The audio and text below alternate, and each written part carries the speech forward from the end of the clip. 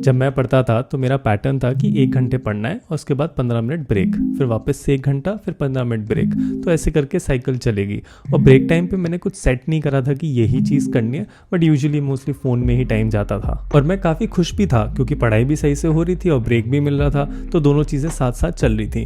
But actually में break नहीं मिल रहा था, और ब्रेक नहीं मिल रहा था स्टिमुलेशन से। बात यह है कि असली में होता ही है कि भाई जब आप किसी एक्टिविटी में एंगेज करते हो तो वो ब्रेन को स्टिमुलेट करती हैं, और कोई चीज़ जितना ज़्यादा हमें स्टिमुलेट करेगी उतना ही मन करेगा उस चीज़ को करने का।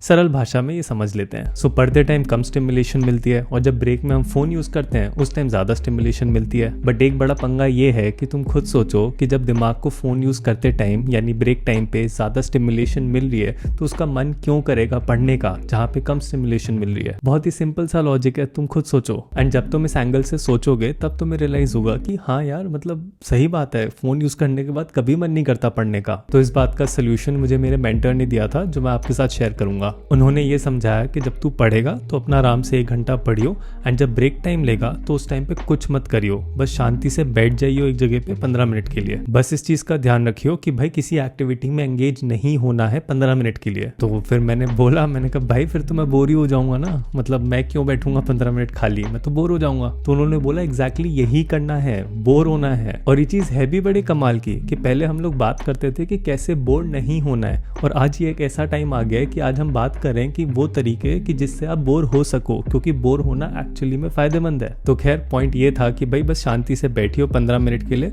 एंड जो दिमाग में चल रहा है चलने दियो, बस बैठ के ऑब्जर्व करियो अपनी सराउंडिंग्स को, अपने थॉट्स को चेंज करने की कोशिश मत करियो, एंड बस एक्टिव एक्शन नहीं लेना है किसी चीज़ पे, बस बैठे रहना है। एंड फिर उन्होंने बताया कि इससे होगा क्या कि जब तू कुछ नहीं करेगा तो कोई स्टिमुलेशन नहीं होगा, एंड ब्रेन जिसको हमेशा कुछ ना कुछ चाहिए होता है करने को, वो स्टिमुलेशन क्रेविंग के चक्कर में वो पढ़ाई का मन करने लगेगा अल्टीमेटली। बिकॉज पढ़ाई में चाहे कम स्टिमुलेशन मिल रही है बट एटलीस्ट मिल तो रही है, तो कुछ ना मिलने से तो अच्छा है थोड़ी सी मिल जाए। अब मैं ये सब तुम्हें बता रहा हूँ तो ऐसा तो हो ही नहीं सकता कि ये सब मैंने पहले ना ट्राई करा हो अपने ऊपर। तब फिर उस टाइम मैंने ये चीज़ ट्राई करी थी, और भाई साहब बहुत ज़्यादा फर्क था।